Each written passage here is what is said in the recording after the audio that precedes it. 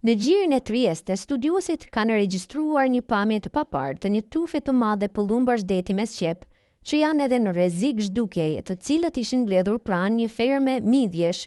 Edhe pse zbulimi ka shkaktuar entuziazëm në qarqet shkencore, ai ka ngritur gjithashtu shqetësimin në lidhje me dëmin që këto kafsh po shkaktojnë fermerëve.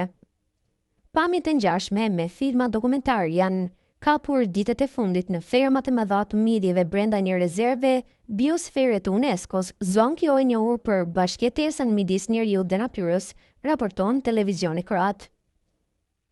Ekspertët në zonën e mbrojtjes detare Miramare, në bashkëpunim me organizatën Shoreline, kanë arritur të kapin tufën më të madhe të ndonjëherë të pëllumbave të detit me Shqip.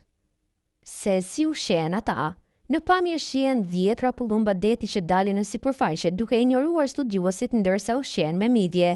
Edhe pse zhytësit dhe fermerët e peshkut i kanë parë her pas here këto tufa, gjatë 2 viteve të fundit, grupet që me raste ishin deri në 50 pëllumba deti gjatë ditëve të fundit, midis Granit dhe Krizhit, përfaqësojnë një fenomen të pazakontë jo vetëm për gjirin e Triestes, por edhe për gjithë Adriatikun dhe Mesdeon.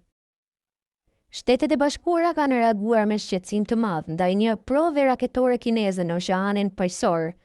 Në një kohë kur Shtetet e Bashkuara po punojnë më shumë se kurrë për të parandaluar përhapjen e armëve bërtamore, Kina po bën pikërisht të kundërtën, faza dhënësi i Departamentit të Shtetit Tommy Pigott në Washington.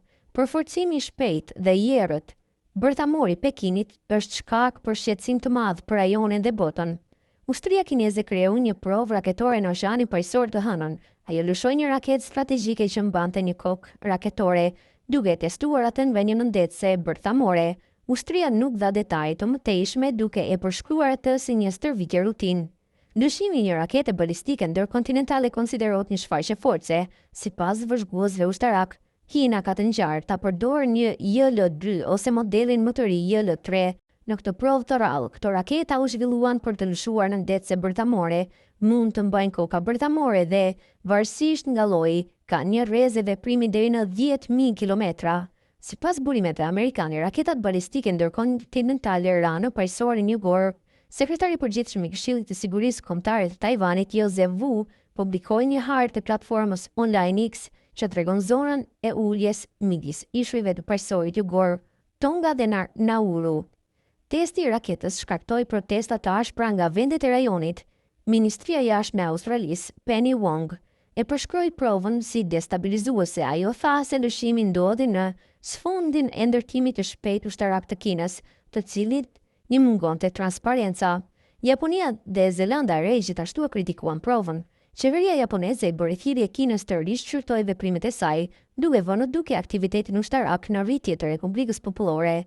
Ministri i Jashtëm i Zelandës së Re, Winston Peters, deklaroi se vendi i tij nuk donte që Kina ta përdorte paqësorin jugor si një terren testimi raketash. Por më tepër, nisja e njëkohshme e një stërvitje të përbashkët ushtarake nga Kina me Rusinë shkaktoi kritika.